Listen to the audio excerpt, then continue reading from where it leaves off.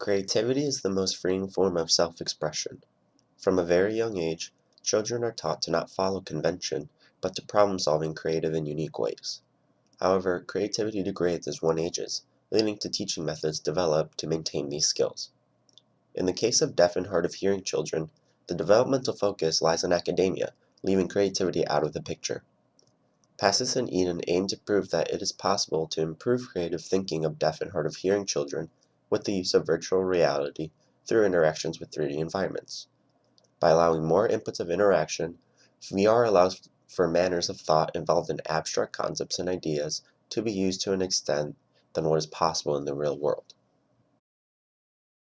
44 deaf and hard of hearing children between the ages of 8 and 11 were divided into two groups, a deaf and hearing impaired experimental group and a deaf and hard of hearing impaired control group. A second control of 16 non-impaired hearing children were tested as well to gauge general levels of creative thought in children not hearing impaired. The experimental group played 3D VR Tetris once a week for 15 minutes over a period of 3 months. This version of Tetris places the subject in a 3D world where the goal is to fill up spaces in the environment with 3D blocks. Shapes can be reorientated in any direction, allowing for more intricate, empty spaces to be presented, as well as having 3D levels of interaction compared to conventional linear Tetris. The deaf control group played a conventional 2D Tetris game under the same exposure parameters, and the non-hearing impaired group received no intervention. A nonverbal test needed to be chosen due to the inability of communication for the experimental groups. The torn circles test was chosen. This test involves presenting subjects to 36 circles randomly placed on a paper. The subject is asked to sketch as many drawings or ideations that incorporates the circles, similar to how a child might complete a connect-the-dots puzzle. Points were given based on the number of creations made, while points were taken away if certain circles were not integral parts of the drawing. All groups were tested before and after intervention. The hypothesis was that VR intervention would improve the deaf and hard of hearing impaired group due to the inability to view and interact with objects in 3D perspectives, leading to more creative thought. Although the circles test is a planar task, it tests abstract thought as it promotes subjects to think of objects from different perspectives and orientations. Pre-circle subtest results showed a significant difference in deaf and hearing impaired subjects as a whole compared to their non-impaired peers.